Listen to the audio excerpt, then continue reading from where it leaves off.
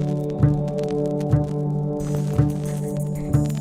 my passion for young people, it also kind of touches on an important aspect of what a lot of organizations are struggling with nowadays, and that's this new generation of workforce that's coming into all kinds of organizations. The potential is there, and they absolutely have a desire, a hunger to be able to tap that untapped potential. In fact, I think this generation understands that untapped potential more than past generations like my own. I wouldn't have even recognized that when I was that age. But in this day and age, the new generation, what we call the millennials, they get it. They understand that there is untapped potential. How can I unlock that?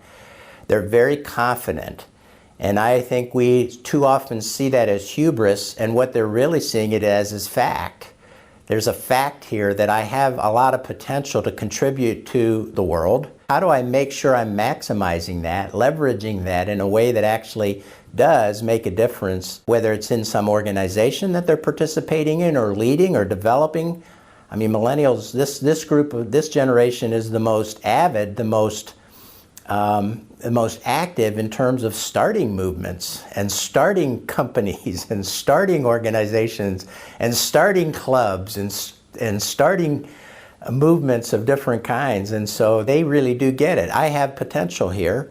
How can I maximize that? And so I think that's one of the reasons why, another reason why I enjoy working with young people so much is because there's not that resignation to the status quo.